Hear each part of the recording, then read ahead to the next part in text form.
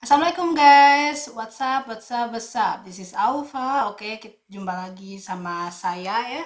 Kita akan ngelanjutin pembelajaran kita tentang optika. This is the first chapter. Oke, kita akan belajar tentang optika geometri bagian pertama. Jadi kalian udah tahu, optika geometri itu adalah optika yang ngomongin tentang cahaya merambat lurus. Atau ya pokoknya gambaran cahaya gitulah ya. Nah, si optika geometri ini salah dua karakteristik cahaya yang dibahas dalam optika geometri adalah refleksi dan refraksi. Jadi yang kita bahas pertama adalah refleksi. Apa itu refleksi? Mari kita lanjut. Physics time. This is reflection atau pemantulan cahaya. Pemantulan cahaya kita udah belajar sejak dahulu kala. Jadi cahaya yang bisa mantul-mantul gitu kan ya, kita pembahasnya udah dari SD gitu. Oke, apa aja yang akan kita bahas tentang karakteristiknya, karena kita ngomongin optika geometri, jelas kita akan gambarin cahaya yang bisa mantul itu kayak apa ya. Nah, sebelum ke situ kita ulas lagi ya. Kalau pemantulan atau refleksi ini kita bagi menjadi dua, yaitu pemantulan sempurna dan pemantulan baur atau diffuse reflection atau pemantulan yang nggak sempurna ini gitu ya. Nah, bedanya apa? Jadi kalau pemantulan sempurna kita lihat di sini ada cahaya yang menuju suatu bidang datar ya. Habis itu dia mantul ke sana. Nah, kalau dalam pemantulan atau optika geometri pada umumnya gitu ya, yang paling penting kita gambarin itu adalah garis normal dulu. Jadi garis normal, namanya juga normal bidang, otomatis dia tegak lurus terhadap bidang. Nah, kalau pemantulan sempurna kita lihat di sini, maka sudutnya ini akan sama gitu ya. Kita akan bahas lebih lanjut nanti ya. So, lanjut kita ke pemantulan baur. Contohnya di sini ada rock atau batu gitu kan ya. Ada cahaya datang, habis itu dia memantul ke sana. Nah, habis itu kita kasih garis normalnya lagi. Kita lihat di sini, ternyata sudutnya itu hampir nggak sama gitu aja. Nah, kalau ada kayak gini, dia lebih jauh lagi, atau misalkan seperti ini, lebih dekat. Jadi dia tidak beraturan seperti itu. Nah, contoh diffuse reflection ini biasanya terjadi kalau di permukaan yang nggak rata, contohnya aspal misalkan. Sehingga ya, kalau di cermin jelas dia datar ya, makanya kalau kalian lihat atau bercermin gitu kan, muka kalian itu kagak kemana-mana gitu kan, maksudnya nggak miring-miring gitu, karena dia pemantulan sempurna, ke mata kita juga sempurna ya, seperti itu. Kita lanjut, kita ngomongin hukum yang akan kita bahas selama di refleksi ini. Nah, apa yang kita pakai pada hukum untuk refleksi? Ya, salah satu yang berperan penting dalam optika geometri itu adalah Bapak Snellius. Jadi Bapak Snellius ini mengemukakan hukum-hukum tentang pembiasan dan pemantulan. Di sini kita akan ngomongin hukum pemantulan Snellius dulu ya. Jadi yang pertama, katanya itu adalah sinar datang garis normal dan sinar pantul terletak pada satu bidang datar. Oke, jadi kalau ada kayak gini ya dia dalam satu bidang gitulah ya. Yang nomor dua, sudut datang akan sama dengan sudut pantul. Jadi kalau kita gambarin di sini, I dan I aksen itu besarnya sama persis. Itu yang disebut dengan pemantulan sempurna.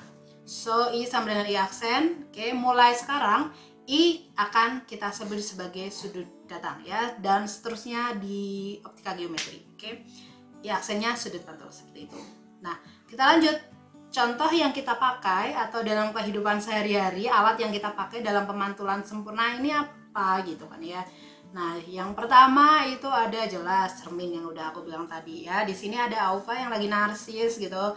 Foto pakai kamera dengan bercermin. Itu biasanya anak-anak hits zaman sekarang suka foto kayak gitu, dibikin story kayak gitu ya.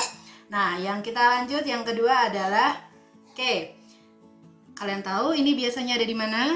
Ya, ada di tikungan-tikungan berbahaya seperti itu ya. Di tikungan itu ada cermin, kagak mungkin datar kalau kalian lihat ya.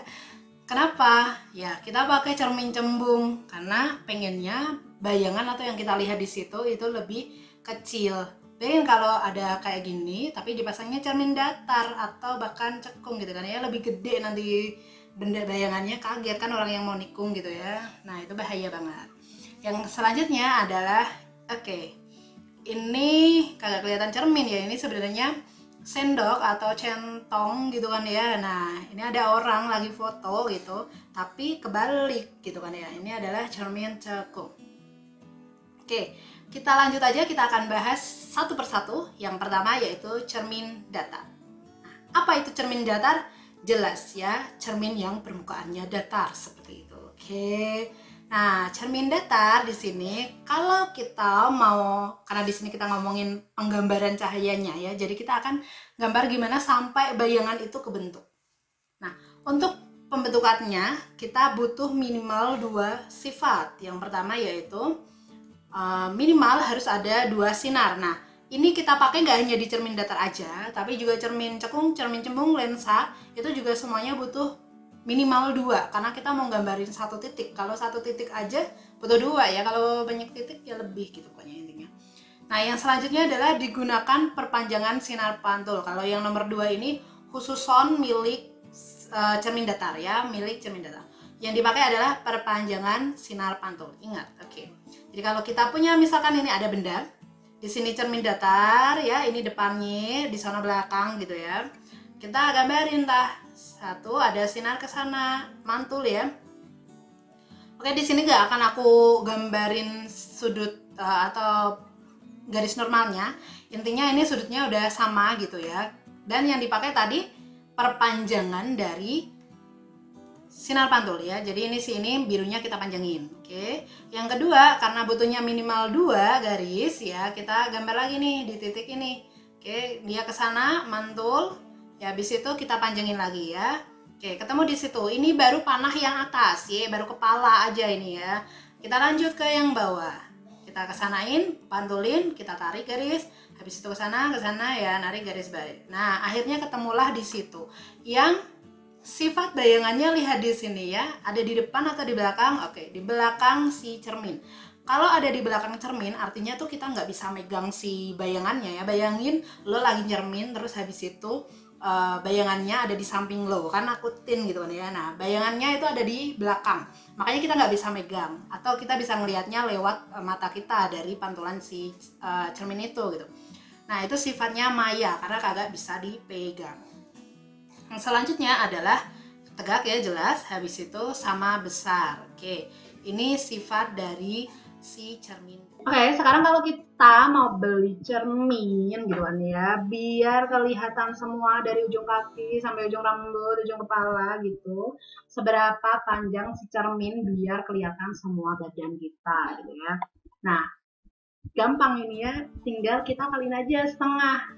Tinggi badan lo berapa kali aja setengah, itu sih panjang cerminnya gitu ya. Jadi kalau misalkan tinggi kita 2 meter ya udah berarti butuh cermin yang ukurannya 1 meter, itu minimal.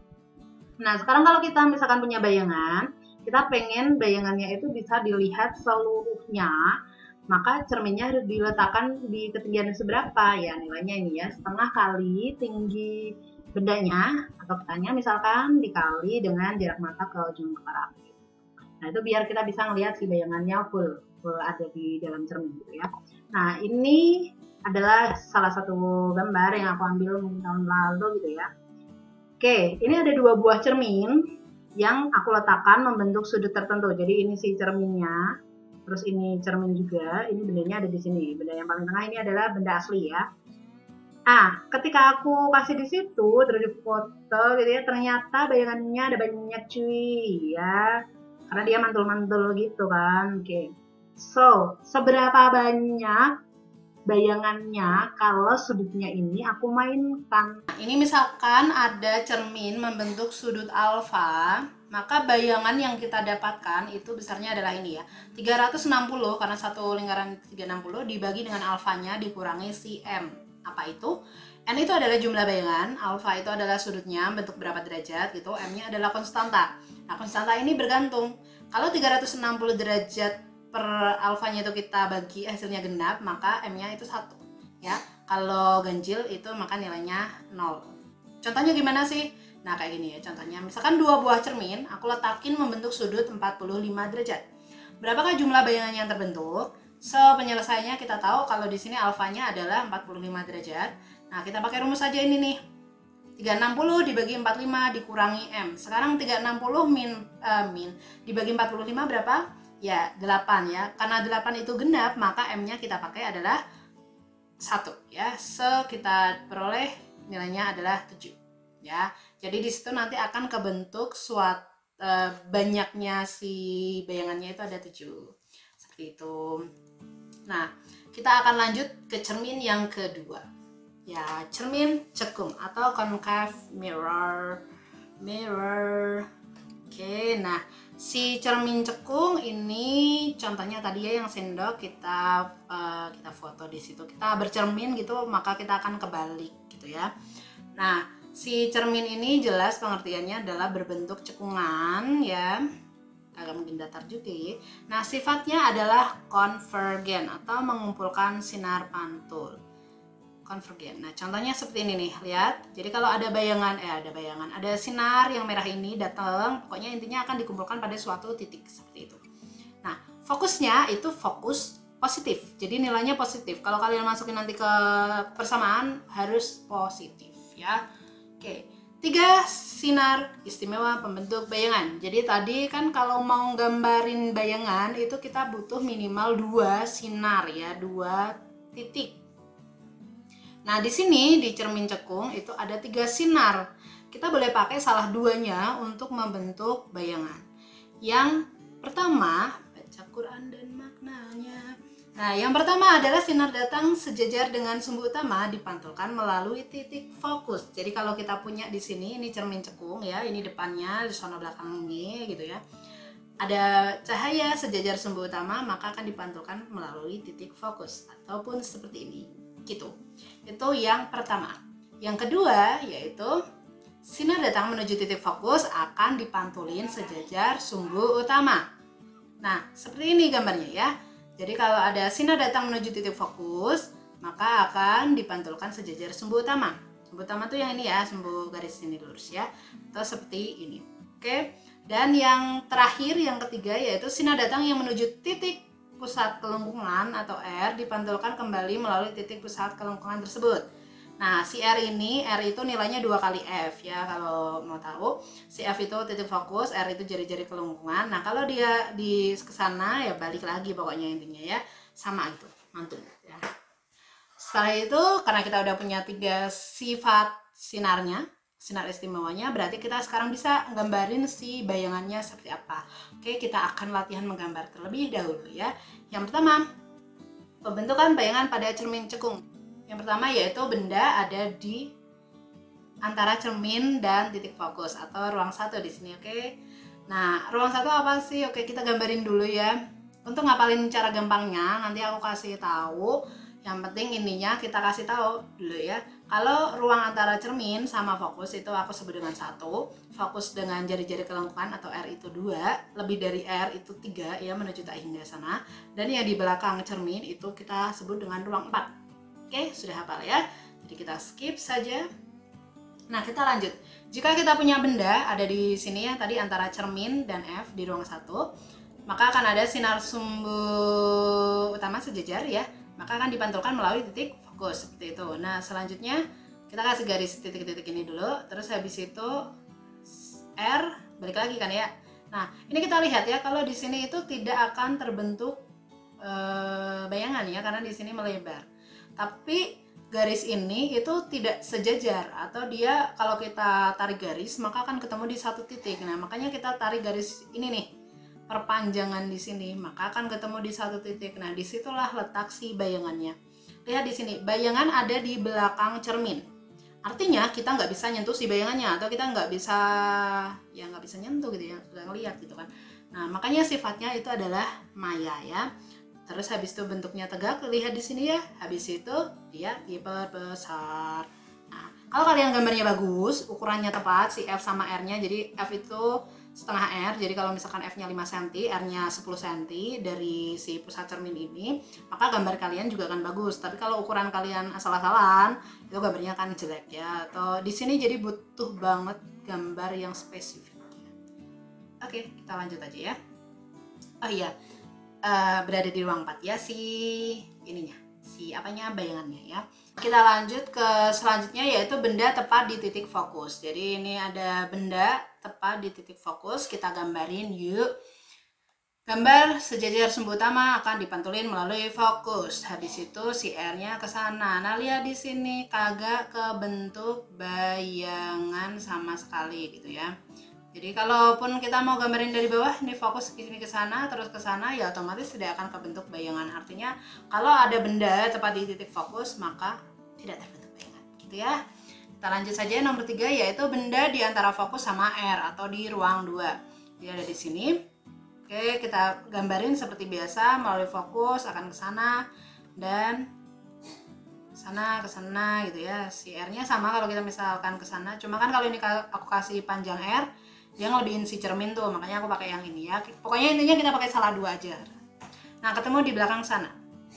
Lihat di sini bayangannya di depan cermin, jadi dia akan nyata dan terbalik diperbesar ya. Oke. Bendanya ada di ruang 3 seperti itu ya. Kita lanjut yang nomor 4, benda berada di pusat kelengkungan atau di jari-jari kelengkungan, tepat di R. Ya, jari sini ada di R. Kemudian sama kita gambarin garisnya. Nah, seperti ini yuk.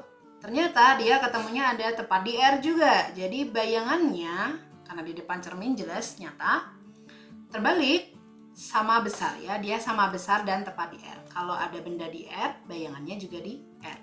Kita lanjut, kalau ada di ruang ketiga bagaimana? Nah, kita gambarin garis lurus sejajar sumbu utama, dipantulin ya menuju seperti itu yuk.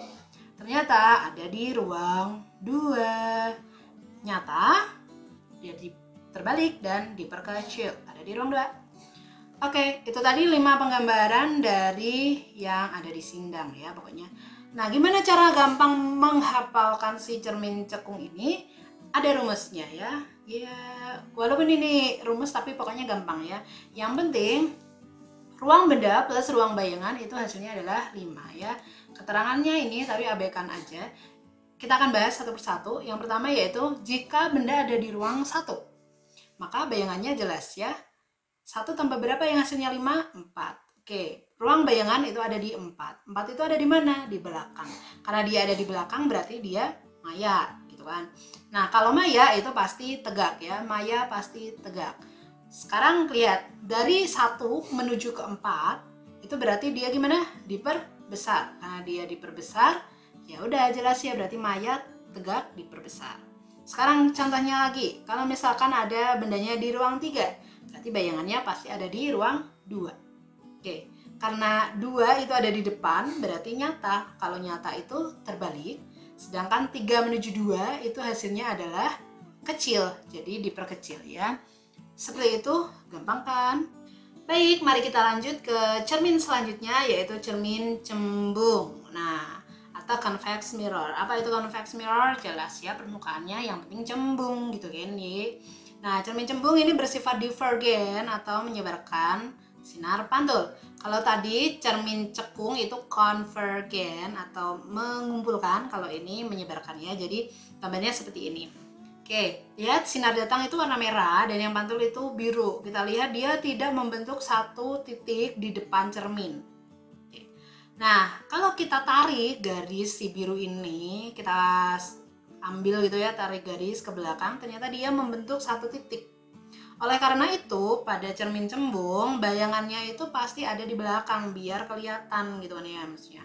Kalau ada di depan ya jelas kagak akan kelihatan dari si cermin cembung itu. Nah, karena dia ada di belakang, maka fokusnya itu dia negatif. Oh ya, ada cara mudah untuk ngapalin si konvergen sama divergen biar kagak kebalik. Mana yang menyebarkan, mana yang mengumpulkan. Nah, caranya adalah gini, disebar kon ngumpul.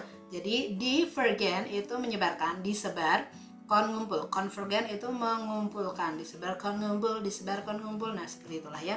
Untuk menghafalkannya ambil salah satu aja. Jadi kalau cermin cekung konvergen, cermin cekung konvergen, seperti itu. Nah, kita lanjut. Kita butuh 3 sinar istimewa untuk membentuk satu bayangan gitu kan ya tadi ya. Ambil aja salah dua dari 3 sinar ini gitu kan. Yang pertama yaitu sinar datang sejajar dengan sumbu utama dipantulkan seolah-olah dari titik fokus. Nah, kita lihat di sini ini ada gambar cermin cembung, fokusnya negatif berarti ada di belakang layar, di belakang cerminnya. Kalau ada cahaya dari sana ya sejajar sumbu utama ini, maka dia akan dipantulkan seolah-olah dari F. Atau misalkan seperti ini ya seolah-olah dari F seperti itu. Oke. Yang kedua adalah sinar datang yang seolah-olah menuju titik fokus akan dipantulkan sejajar dengan sumbu utama. Jadi kalau ini ada ke sana ya, ini seolah-olah dari F nih. Habis itu dipantulkan sejajar sumbu utama. Begitupun misalkan dari bawah ya, seperti itu. Lanjut nomor 3, sinar yang datang seolah-olah menuju ke R, maka akan dipantulkan juga seolah-olah dari R gitu kan ya. Nah, ini menuju R, dipantulin juga. Oke. Nah, itu tadi si 3 sinarnya. Intinya pokoknya seolah-olah ya. Kebalikannya sama si cermin cekung. Untuk pembentukan bayangannya gimana? Tenang. Ini tidak ada 5 kayak tadi ya. Jadi pembentukan bayangan pada cermin cembung itu hanya ada satu macam.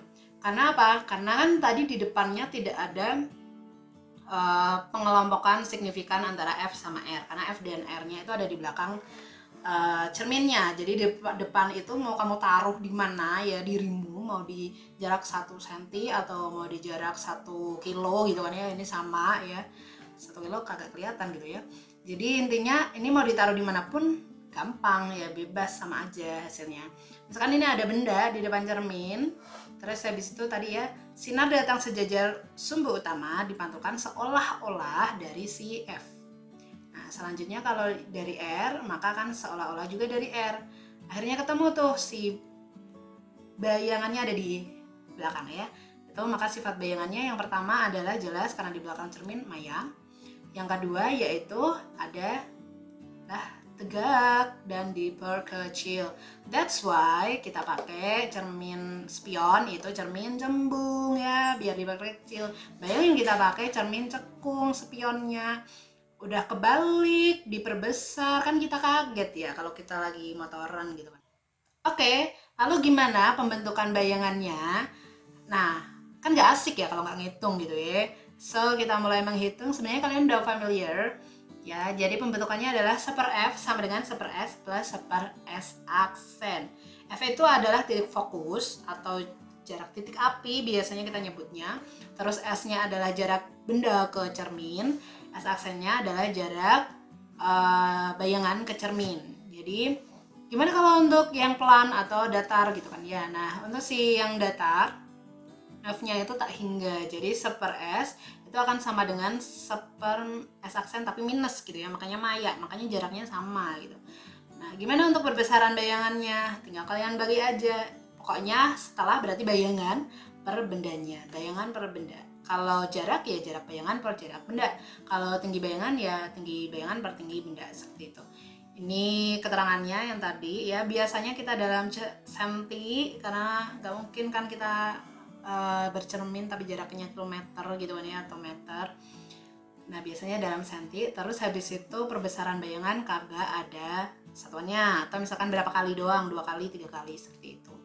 Nah yang perlu diingat yang terakhir ini sangat penting ya, jangan dilupakan ya. Gimana plus minusnya tadi ya.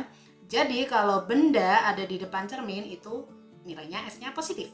Kalau di belakang cermin karena maya maka negatif. Sedangkan bayangannya jelas ya. Kalau kita bisa ngelihat kalau bayangannya di depan gitu ya, di samping kita misalkan gitu, maka dia nyata. Sedangkan kalau di belakang cermin dia maya atau minus. Nah, seperti itu.